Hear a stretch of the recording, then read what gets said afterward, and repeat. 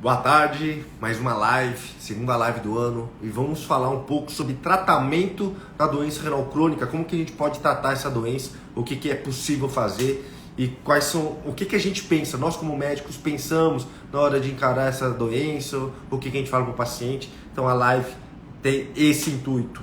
Boa tarde a todos.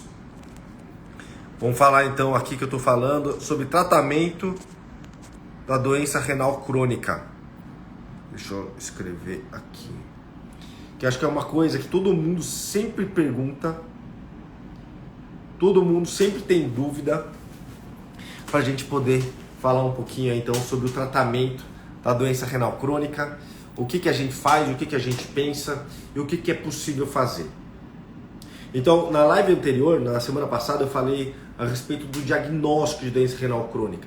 E lembrar de novo, o diagnóstico da doença renal crônica requer uma questão de tempo, 3 meses de permanência de alteração, quer seja uma creatinina mais alta, que na fórmula CKD-EPI se traduz numa função menor do que 60%, ou seja, 3 meses com uma função menor do que 60%, teria o diagnóstico de doença renal crônica, ou se você tiver perda de proteína na urina, mesmo com uma função renal normal, se você tiver sangue na urina, mesmo com uma função renal normal, se você tiver cistos renais, com uma doença renal policística, você também teria um diagnóstico de doença renal crônica. Então, todas essas questões de tempo e função renal ou alteração de imagem, alteração de função, você operou um rim, tirou parte de um rim e você tem, então, esse diagnóstico de doença renal crônica. Por exemplo, você tinha um tumor, você tinha um nódulo, precisou tirar parte desse tumor, você tem então uma alteração estrutural do rim e você teria então o diagnóstico de doença renal crônica. E como que a gente faz então o tratamento da doença? E isso é uma coisa que é muito interessante, porque o tratamento da doença renal, a gente coloca em tratamento conservador. E o que é um tratamento conservador? É um tratamento que a gente faz para evitar ou retardar a progressão da doença renal crônica, evitando que você tenha necessidade então de hemodiálise, diálise peritoneal e mesmo depois então um transplante renal. Então o tratamento conservador é um tratamento para a gente tentar retardar, mudar os hábitos, escolher os melhores medicamentos com o intuito de evitar a progressão da doença renal e, se for possível, evitar o início de hemodiálise, diálise peritoneal e transplante renal. Então a ideia é essa, tá? Alguns casos específicos, por exemplo, uma lesão renal aguda, uma injúria renal aguda, uma doença renal aguda, existe um fator agudo e a gente precisa muitas vezes entender qual é esse fator agudo para poder fazer um tratamento adequado, um tratamento mais assertivo. Por exemplo, é uma desidratação que levou a uma piora da função renal. Então vamos corrigir a desidratação. Foi uma diarreia que acabou causando isso. Então vamos tratar essa diarreia. Vamos tratar uma intoxicação alimentar. Foi um antibiótico. Então vamos tentar reduzir os efeitos colaterais desse antibiótico. É uma infecção que está agravando a função renal. O paciente está internado no hospital, está na UTI e houve uma piora da função renal por conta disso. Então a gente vai tratar essa causa de base. Então cada causa, cada situação vai existir um tratamento específico nos casos de doenças agudas, nas injúrias renais agudas. A mesma coisa, por exemplo, nas glomerulonefrites, que são as doenças autoimunes, onde muitas vezes você tem uma doença autoimune e aí o tratamento consiste em tratar essa doença, quer seja com imunossupressor, com corticoide, com tratamento conservador, com uso de outros imunossupressores como ciclofosfamida, tacrolimus, ciclosporina, micofenolato. Cada doença autoimune também terá um tratamento específico. E o que eu quero falar para vocês hoje é da doença renal crônica, que exclui essa questão das questões agudas, das doenças agudas, como essa necessidade de hospital, alteração da função renal, de etiologia hospitalar, de causas de doenças autoimunes, como as glomerulonefrites. Então a doença renal crônica, a gente tem 2 principais doenças que levam à doença crônica, a doença renal crônica, que é a hipertensão e diabetes. Que eu sempre falo, essas 2 doenças, a hipertensão e o diabetes, são responsáveis por cerca de 2/3 dos pacientes que iniciam hemodiálise e diálise peritoneal. Ou seja, 2/3 das pessoas que começam a fazer diálise, a causa da perda da função renal é por hipertensão e diabetes. Alguns outros pacientes, muitas vezes, ele descobre tarde, ele não sabe por quê. Que nem o exemplo que eu contei hoje para vocês do paciente que tem um irmão que tem uma doença renal crônica, e aí ele acabou de fazer um exame em 2021, ele tem 30 anos hoje. Em 2021, ele, pela primeira vez, ele fez exames e já tinha uma creatinina de 1,5. Ou seja, ele descobriu agora que tem uma alteração da função renal, porque ele nunca fez exames antes. Talvez, se ele tivesse feito exames antes, ele teria visto a progressão da creatinina, a piora progressiva. E talvez, quando antes você diagnostica, melhor, mais fácil entender o que está acontecendo, mais fácil diagnosticar, mais fácil tratar e evitar sequelas, tá? E o que a gente faz, então, no caso crônico desse paciente? Primeiro, a gente precisa sempre entender a evolução dessa doença.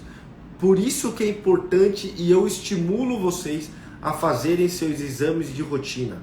Porque muitas vezes, hoje você está tudo bem, mas ano que vem você pode desenvolver uma doença renal, e a doença renal não traz sintomas. Para você ter sintomas como náusea, vômito, cãibra, mal-estar, hálito ruim, cansaço, inchaço, precisa ter uma evolução muito importante, tem que ter uma piora muito importante dessa função. E normalmente uma piora com níveis de função renal menor do que 30%, menor do que 20%. Ou seja, a função renal tem que ter piorado muito, a creatinina tem que estar muito alta. A doença renal é uma doença silenciosa, por isso que é tão importante a gente fazer os exames periódicos, porque é no exame periódico que você consegue fazer o diagnóstico precoce. Porque se você vai esperar ter sintoma da função renal, você só diagnostica nos quadros muito tardios. E no quadro muito tardio, normalmente não tem muito o que fazer, só tem muita cicatriz. Então, provavelmente, a gente não consiga reverter de uma maneira adequada, fazer um tratamento adequado para reverter isso. Então, repito para vocês, façam seus exames de rotina, faça um tratamento o mais precoce possível, se houver necessidade. Para vocês conseguirem fazer o diagnóstico, precisa fazer 2 exames principalmente. Exames de creatinina, que é um exame barato, simples, um exame de sangue, e exames de urina tipo 1, e de preferência um exame de urina amostra isolada, onde você vai dosar albumina na urina e creatinina na urina. Onde está a relação de albumina sobre creatinina urinária, é um exame que vai me dizer se você perde proteína na urina. Então esses 2 exames, creatinina no sangue e exame de urina, é importante você fazer isso. Então um exame de albumina sobre creatinina urinária. Ó o Brunão aqui. Porque a doença renal, doença é silenciosa, quadros tardios já apresentam lesões e outros alvos. Muitas vezes, o Brunão, você como oftalmologista já sabe, né? A doença renal, várias coisas podem levar a ela. Muitas vezes, pressão alta, diabetes e alteração da função renal por conta de hipertensão e diabetes reflete muito na alteração dos vasos de sangue. E esses vasos de sangue vão alterar os olhos, porque os olhos, a retina, possuem vasos muito finos, muito pequenos, que são muito semelhantes aos vasos de sangue do rim. Então, uma vez que a hipertensão e o diabetes agridem o rim, eles também concomitantemente vão agredir os olhos. E aí muitas vezes tem uma creatinina, por exemplo, de 2,5, 3, e a gente faz um fundo de olho e avalia os vasos de sangue da retina, dos olhos, e já tem lesão sugestiva de hipertensão e diabetes, muito provavelmente o rim também já tem lesão de hipertensão e diabetes. E a gente não precisaria biopsiar o rim para poder ter esse diagnóstico. Porque biopsiar o rim estaria associado ao maior risco de complicação, maior risco de sangramento. E aí muitas vezes é desnecessário fazer isso. Porque se a causa for hipertensiva e diabetes, a gente trata da melhor forma possível a pressão alta e o diabetes para a gente poder controlar o rim. Então já parte do pressuposto, como a gente trata a doença renal crônica? Tratando a causa base. Em 2/3 dos pacientes que vão para diálise, a causa é hipertensão e diabetes. E aí eu já falo para vocês, tenha um controle de pressão, de preferência uma pressão menor do que 13/8, em alguns casos até abaixo de 12/8. Então, para você saber se você está tomando remédio e esse tratamento está sendo assertivo, está sendo adequado, veja como é que está a sua pressão. Não adianta você simplesmente tomar um losartana, amlodipino e tudo mais e achar que está resolvido. Não está resolvido. Você tem que tomar um remédio e tem que trazer as medidas de pressão para mais baixo, para níveis próximos de 12/8, 13/8. Em alguns casos, por exemplo, na doença renal policística, pressões mais baixas, até 11/7, teriam um benefício. Quando você tem diabetes, tenha um controle de diabetes adequado, de preferência uma hemoglobina glicada abaixo de 7%. A gente utiliza a glicemia de jejum para fazer diagnóstico. Então, uma glicemia de jejum até 99, ok, normal. Uma glicemia de jejum de 100 a 125, repetido por 2 vezes, tem um diagnóstico de pré-diabetes. E acima de 126 por 2 vezes, você tem um diagnóstico de diabetes. Depois que você tem um diagnóstico de diabetes, você começou a fazer tratamento, quer seja com metformina, os glicosúricos, qualquer medicamento, a glicemia de jejum já não tem valor para poder acompanhar. O que você vai utilizar para fazer o acompanhamento do seu diabetes é a hemoglobina glicada, porque a hemoglobina glicada vai refletir nos últimos 3 meses do seu controle de glicemia. E aí a meta é ter uma hemoglobina glicada menor do que 7%. Claro, sempre evitando as hipoglicemias. As quedas de glicemia, as quedas de açúcar no sangue também são muito perigosas e podem levar até mesmo à morte. Então tem que tomar cuidado. O excesso de açúcar é ruim, mas também a queda de açúcar é ruim. Por isso tem que ter um controle muito bem adequado, de preferência um controle com uma hemoglobina glicada menor do que 7%, mas sem ter episódios de hipoglicemia. Se você começa a ter muita hipoglicemia, muita queda de açúcar, talvez a gente precisa afrouxar esse controle, permitir que você tenha um controle de glicemia um pouco menos restritiva, talvez menor do que 8% ao invés de 7%, para você não ter as hipoglicemias. Então, já parte do pressuposto, para tratar a doença renal crônica, no caso tenha um controle de pressão perfeito, adequado e um controle de glicemia adequado. Então isso é o mais importante. E entender qual é a causa que levou a sua doença crônica. Por exemplo, você tem uma dor lombar, uma dor na coluna, uma dor no quadril, uma dor no joelho e toma muito anti-inflamatório. Tomou meses, anos de anti-inflamatórios. E aí esses anti-inflamatórios, eles vão agravar a função renal. O anti-inflamatório, ele pode interferir de várias maneiras diferentes. Ele pode causar uma alergia no rim, ele pode alterar o fluxo de sangue, diminuindo excessivo o fluxo de sangue ao rim, causando isquemia. Então a falta de sangue, a perfusão do sangue poderia prejudicar. O anti-inflamatório poderia causar uma alergia no rim, causando então inflamação e posteriormente cicatriz no rim. O anti-inflamatório ele pode causar uma doença autoimune no rim também, causando, por exemplo, uma glomerulonefrite por lesão mínima, uma glomerulonefrite por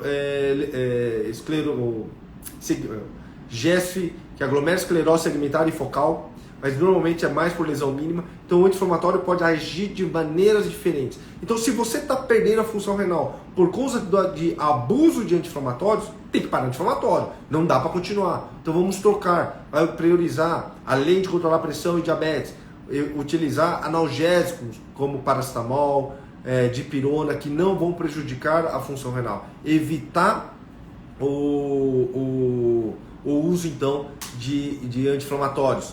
Se você tem, por exemplo, piora da função renal relacionado à obesidade, você é uma pessoa obesa e normalmente a obesidade vai causar problemas renais ou obesidades mais importantes, um IMC maior que 35, IMC maior que 40, que são obesidades muito mais importantes, obesidade de grau 2, grau 3, mas a obesidade pode prejudicar. Então o excesso de peso pode, de duas maneiras.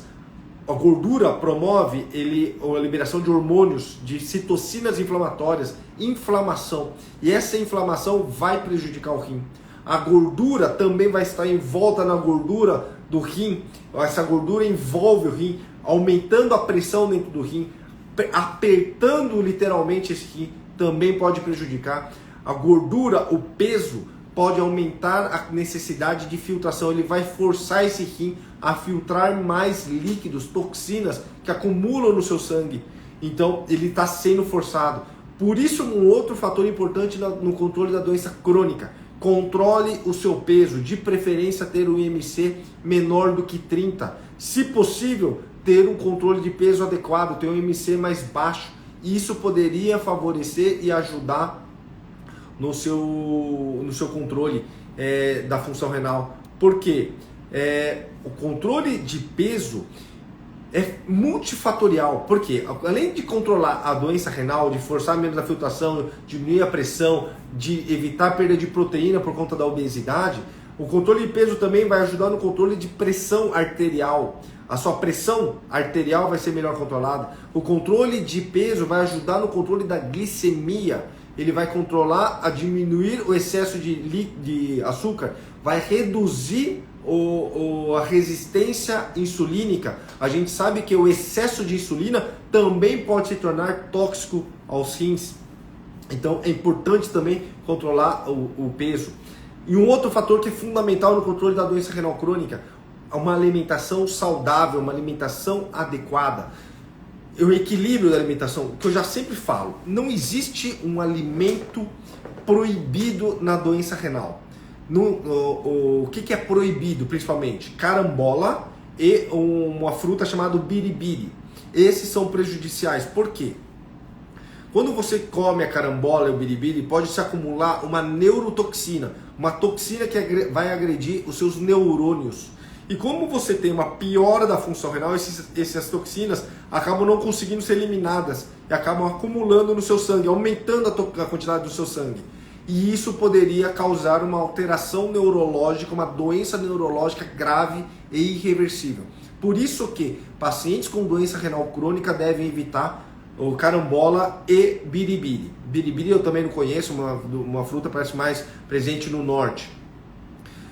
São duas coisas que são proibidas. Fora isso, não tem nada proibido. Mesmo carne, mesmo proteínas vermelhas, não são proibidas. O que é importante, e vocês precisam entender isso, porque vira e mexe, recebo esse tipo de pergunta, tenham uma nutricionista que vocês confiam. Tenham uma nutricionista especialista em doença renal. Não é nutricionista que entende de emagrecer, não é nutricionista que entende de ganhar massa muscular. A doença renal é uma doença muito particular. A doença renal exige que o nutricionista faça um estudo, uma pós-graduação, estude essa comorbidade com afinco, de uma maneira única. E é importante isso. Por quê? É preciso a gente equilibrar os nutrientes. De modo geral, quando você tem uma função renal menor do que 60%, mas principalmente menor do que 30%, pode ser necessário diminuir a ingestão de carne, de proteínas, principalmente etiologia animal, principalmente de carne vermelha. Por quê? Quando você digere a proteína, pode aumentar toxinas como ureia, fósforo, amônia, temal, ácidos, que vão favorecer a piora da função renal, que vão favorecer uma maior perda de proteína na urina. Só que não é para você tirar e virar vegetariano, a ideia não é essa. Porque a proteína é importante para a gente ganhar massa muscular, manter nossa saúde adequada. É importante isso. Mas toda vez que você tiver uma doença mais importante, você tem que diminuir um pouco o aporte proteico. Depende muito de cada situação, depende do estágio da doença renal, depende se você perde muita proteína na urina ou não perde muita proteína na urina. E a gente deve restringir um pouco essa quantidade de proteína. Quanto? De modo geral, um paciente diabético, em torno de 0,8 gramas por quilo por dia de proteína de etiologia animal. Então, para quem é diabético, de maneira geral, 0,8 gramas de proteína por quilo de peso por dia. Lembrar, 100 gramas de uma carne não quer dizer que tem 100 gramas de proteína, depende da carne. 100 gramas de uma carne, de um bife, pode ter 30 gramas de proteína, 20 gramas, depende de qual carne. Aí o nutricionista é muito melhor do que eu, sabe dizer para você quanto vai ter. Não é o peso da carne in natura, é a quantidade de proteína que tem nela.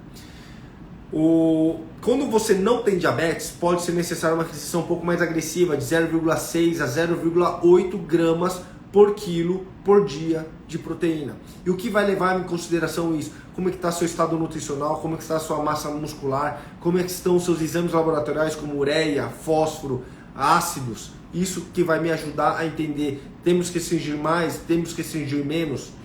Equilibrar sua alimentação com legumes, vegetais, fibras, carboidratos de mais complexo, com menor absorção, para evitar picos de glicemia, para ajudar no seu controle glicêmico. Isso tudo é importante que o nutricionista irá avaliar e poderá entender para você o que cabe melhor, qual é o equilíbrio nutricional melhor.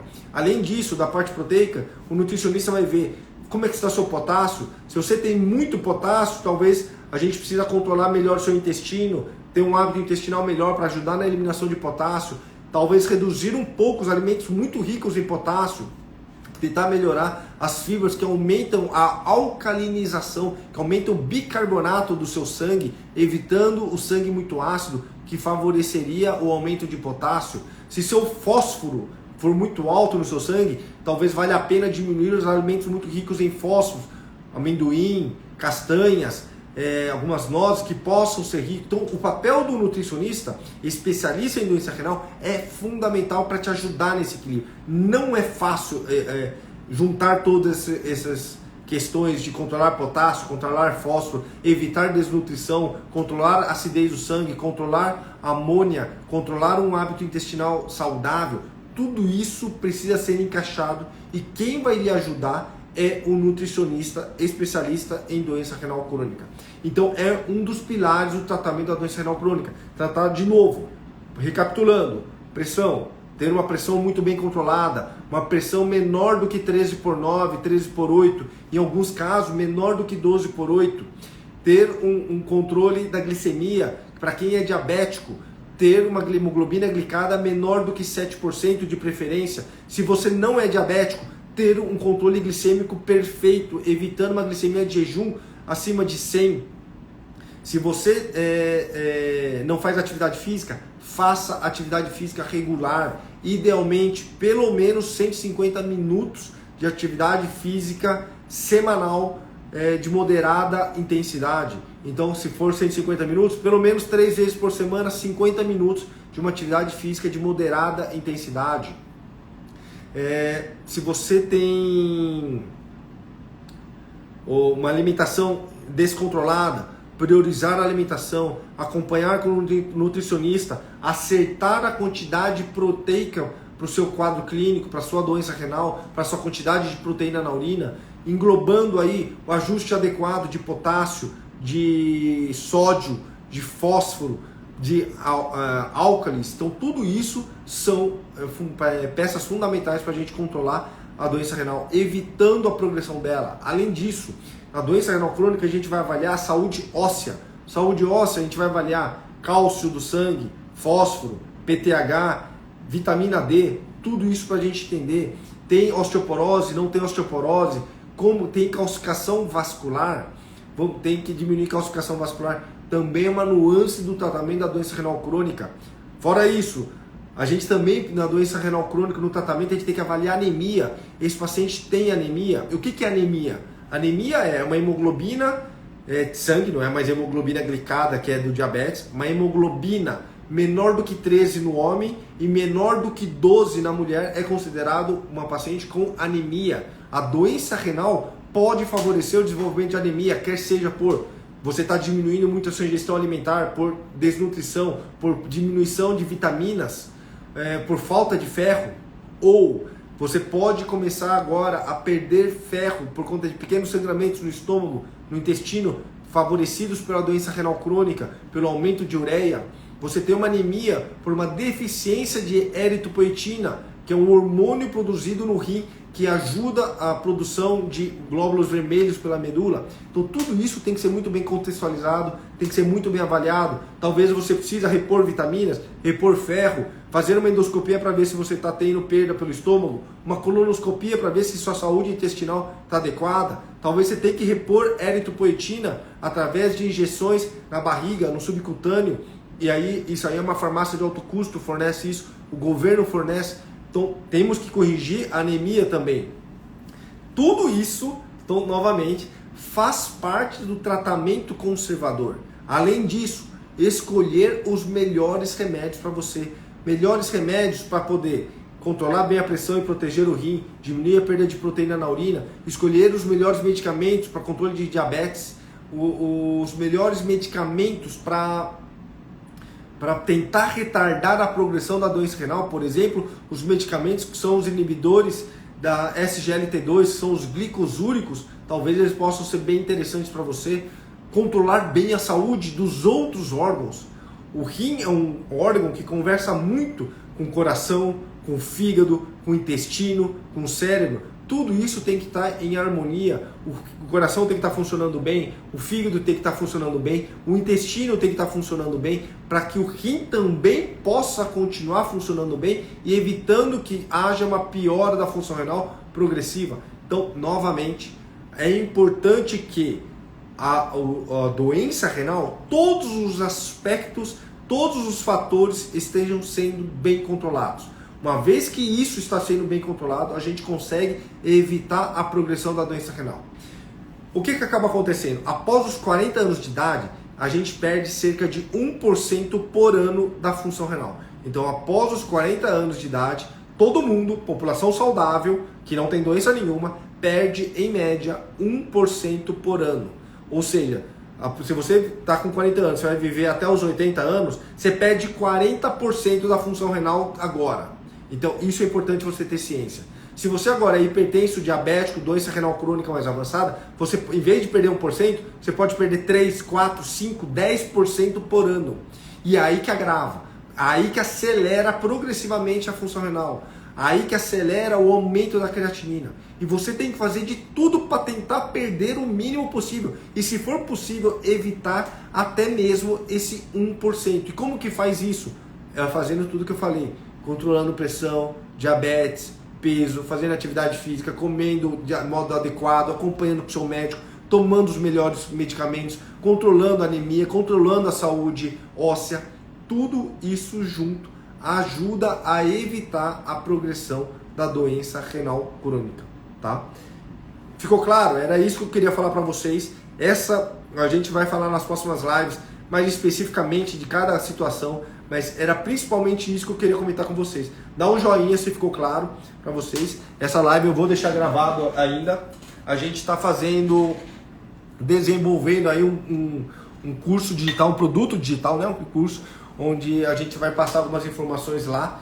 Por enquanto a live ainda continua gravada. Quero saber, André deu um joinha, que deu para entender. Quero saber se tá ficando claro para vocês, para vocês entenderem isso.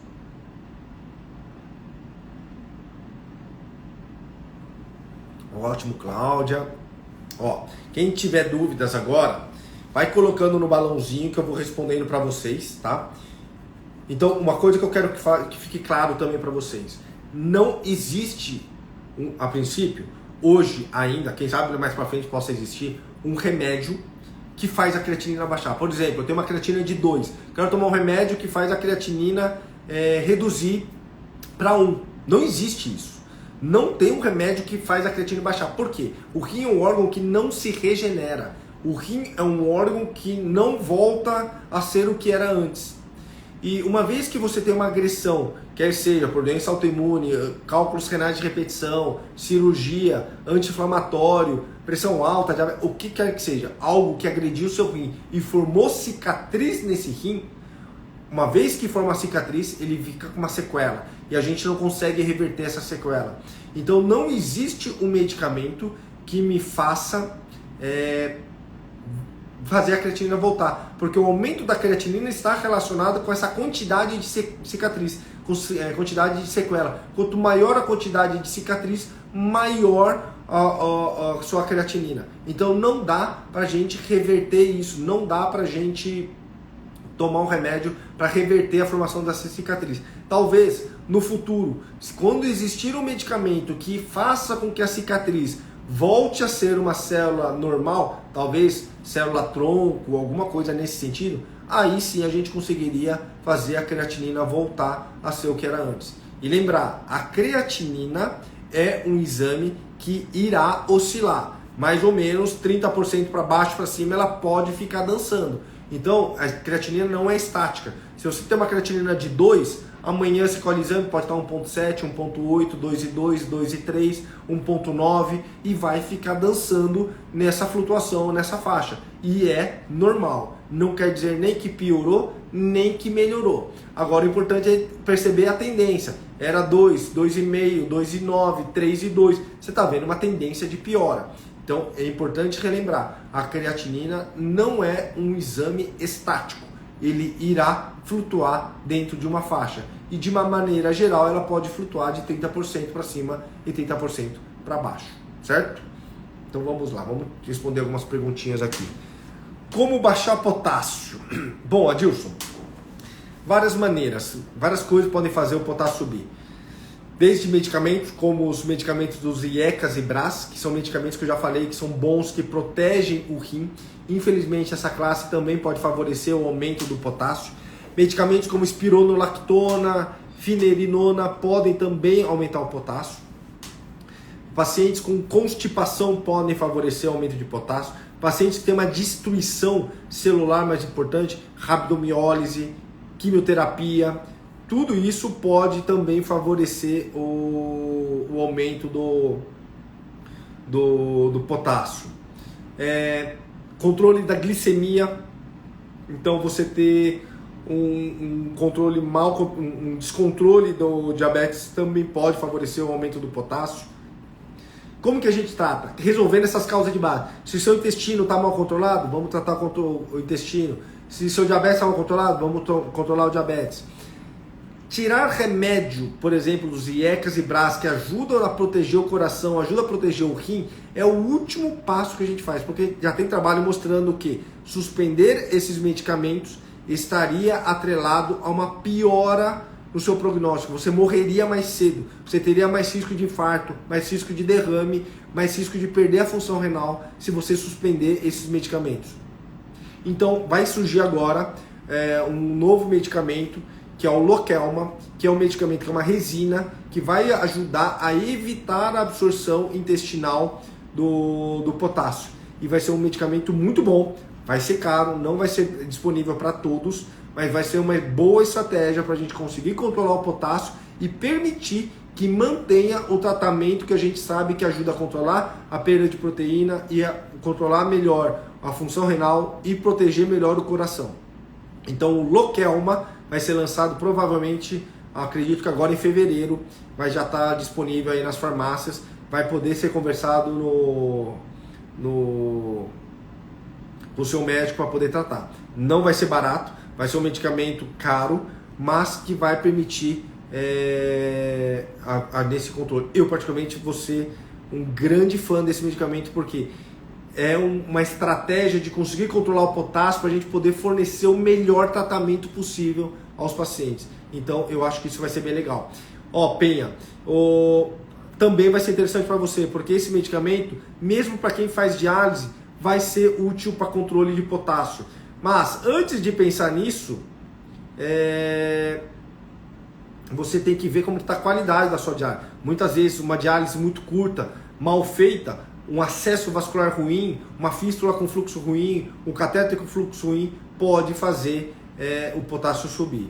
Michele, a dieta, teoricamente, é o último passo para a gente restringir. Tirar os alimentos ricos em potássio é uma possibilidade, mas parece estar muito pouco relacionado com potássio no sangue alto. Então, muitas vezes quando a gente tira o potássio da dieta, a gente acaba tirando fibra, tirando alimentos e substâncias e vitaminas muito importantes para você. Então, tirar o potássio da alimentação, em alguns casos, pode ser uma estratégia, pode ser necessário, mas deveria ser a última situação. O mais comum é a gente falar para tirar os alimentos ricos em potássio como primeira opção. Com o Lokelma, a gente vai poder manter uma dieta melhor e com mais fibra, tá? Vamos lá.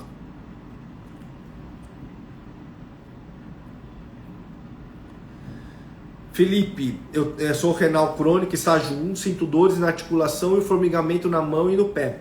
Olha, Felipe, estágio 1 não justifica isso não, viu? Vai conversar com o seu médico, mas não justifica esse tipo de formigamento. Qual o benefício do Forxiga mesmo sem diabetes? O Forxiga, ele é um medicamento que é um glicosúrico, que é a dapaglifosina, e ele faz urinar açúcar. E ele se mostrou, ele foi primeiramente desenvolvido para pacientes com diabetes, mas ele se mostrou tão benéfico em diminuir proteína na urina, em proteger o rim, em proteger o coração, diminuindo insuficiência cardíaca, diminuindo morte, que ele é indicado para todos os pacientes com problemas renais mais avançados, com perda de proteína na urina. Então, paciente que tem uma doença renal mais avançada, e principalmente se já tiver perda de proteína, vale a pena utilizar esse medicamento. Converse com o seu médico, ele pode ser bem interessante. Ele era inicialmente indicado para quem era diabético, hoje não é necessário. Muitos pacientes sem diabetes utilizam, e na verdade a maior indicação não é mais para diabetes, é para quem tem problema cardíaco, para quem tem problema renal. Eu sou um grande fã dessa classe de medicamento, tá?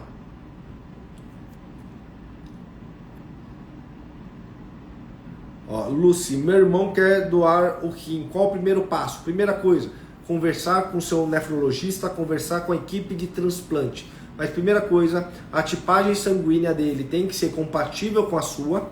E segundo, ele tem que estar extremamente bem de saúde para não ter risco dele piorar essa função renal no futuro. E por quê? A primeira coisa que a gente tem que priorizar é a segurança desse paciente.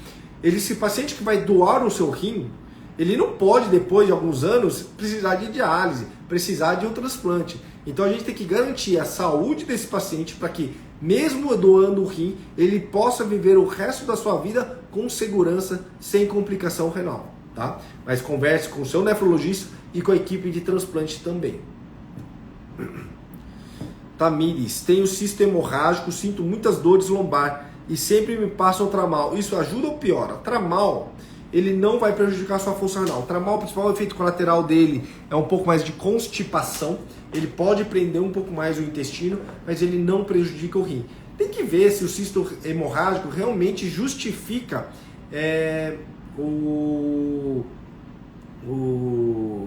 essas dores lombares. Cisto hemorrágico por si só não justifica, tá? Ó, se o seu sangue é A positivo, só pode doar para você quem é A. Ser positivo ou negativo não faz diferença. Então o doador tem que ser A ou O. Só apenas isso. Se você é A e vai receber um rim, só pode receber um rim de quem também é A ou quem é O.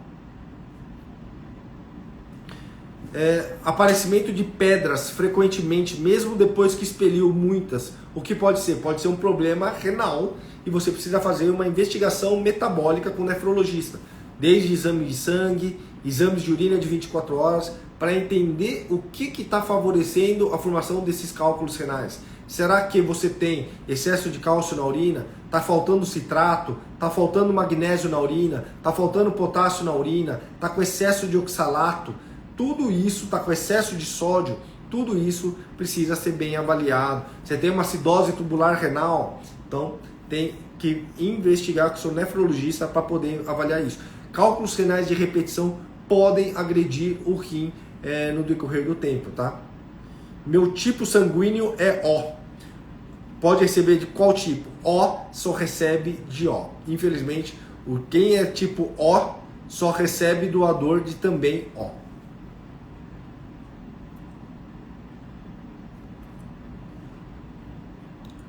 Vamos ver.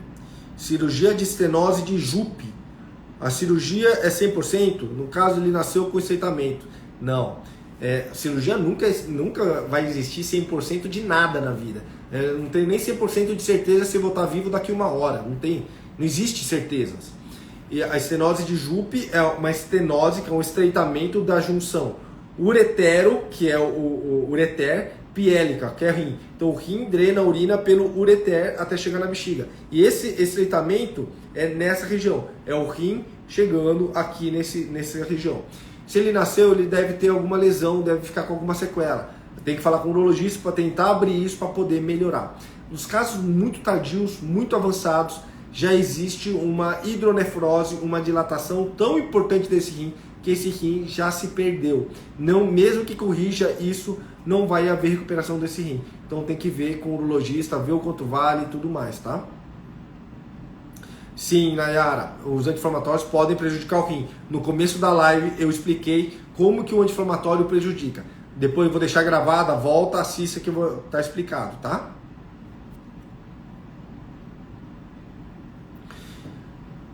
Doutor, tenho lúpus e nefrite lúpica, mas minha proteína não baixa, é normal? Não, não é normal. Mas o lúpus é uma doença muito agressiva. Ela pode deixar sequelas, você tem que ver se você está em remissão dessa doença, se a doença sumiu e a proteína que você está vendo é apenas sequela disso. Se for apenas sequela, faz parte, aí vamos tomar os melhores medicamentos para tentar reduzir a perda de proteína, mas tem que ter certeza que não tem uma atividade da doença lúpica, porque se tiver uma atividade da doença, tem que otimizar melhor aí o tratamento com os imunossupressores, tá? Ter um bom reumatologista, um bom nefrologista é fundamental para poder controlar, tá?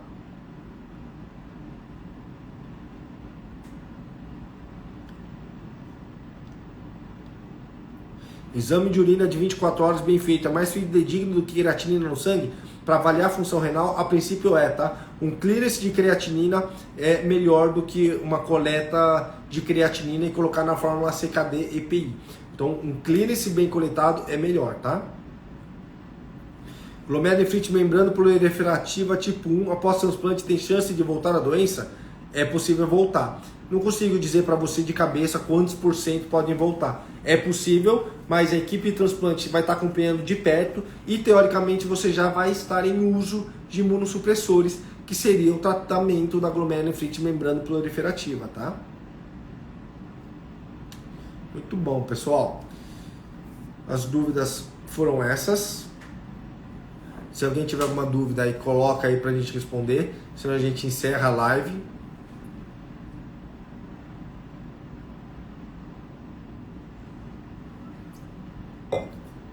Vamos ver aqui se tem mais alguma pergunta. Se não...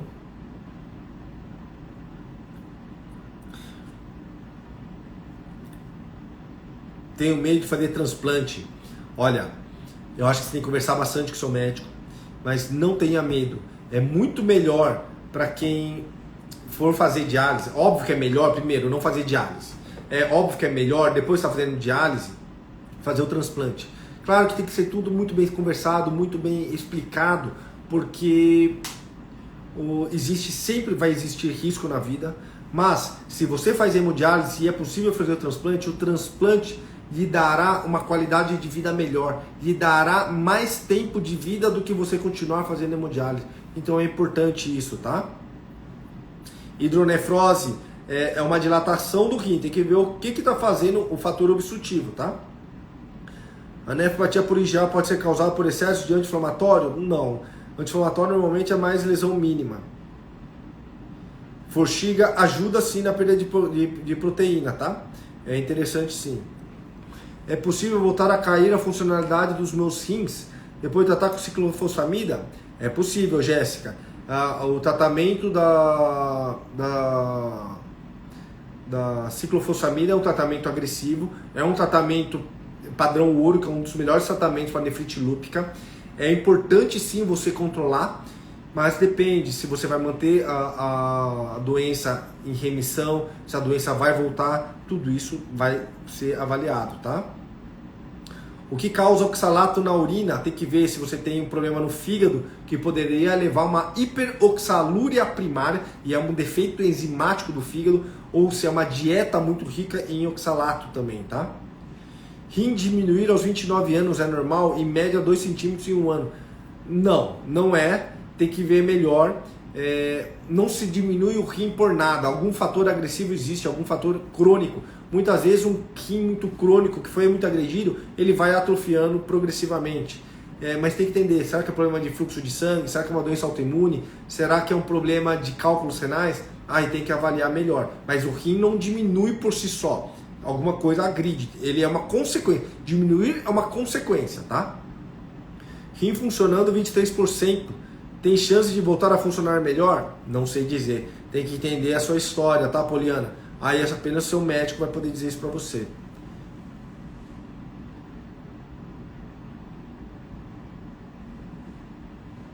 Nossa, Juemavi, não entendi. se dá para ter uma esperança de ter alguma terapia para substituir a hemodiálise, estão sendo desenvolvidos, rim biônico, esse tipo de coisa, tá? Mas ainda hoje não tem nada que seja melhor. É possível fazer transplante direto sem passar pela hemodiálise? Sim, isso se chama transplante preemptivo. Tem que estar muito bem alinhado com o seu nefrologista e com a equipe de transplante. Eu tenho 8 pacientes, e isso é muito paciente, que eu consegui fazer esse transplante preemptivo, que é piora a função renal e faz o transplante direto, pula a hemodiálise. É o transplante preemptivo. Converse com o seu médico e tem que estar bem alinhado com a equipe de transplante.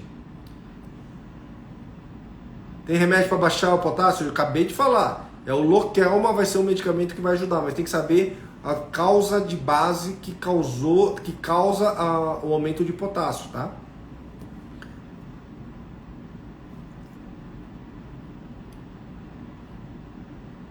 Cistatina C é o melhor exame? É um exame muito interessante, sim. Pode ser útil. Não necessariamente é o melhor. Também tem seus problemas, mas é um exame muito bom.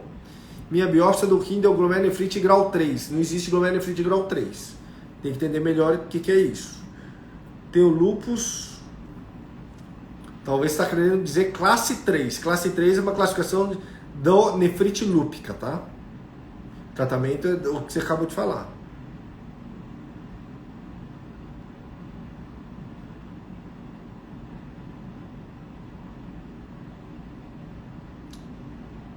Acho que era isso, pessoal. As dúvidas eram essas. Colesterol alto não impede, mas tem que tratar com colesterol, atividade física, perder peso, tomar talvez os melhores medicamentos, mas colesterol não contraindicaria, tá? Obrigado, Pamela. Como saber a porcentagem do rim? Coloca a creatinina na fórmula CKD-EPI. Colocando na fórmula CKD-EPI, você acha essa fórmula no Google, você sabe quantos por cento funciona. Você está fazendo hemodiálise, não abaixa o potássio. Vê a qualidade da sua diálise. Talvez você tenha que dialisar melhor. Obrigado, Juemavi. Obrigado, Pamela. Então, maravilha, pessoal. Agradeço aí a todos aí pela participação na live novamente, nessa live semanal. Eu estou tentando sempre fazer a live, eu não consigo, tem que encaixar um pouco no meu horário. Ou quarta-feira de noite, ou quinta-feira no almoço, ou quinta-feira à noite, em alguns casos no sábado na hora do almoço. Então aí vai variando, eu vou avisando vocês aí, tá? Novamente, agradeço de coração aí a participação, a interação de todos. Fico muito feliz aí de todo o carinho de vocês e espero continuar ajudando vocês, tá bom? Um ótimo dia, excelente semana aí para vocês.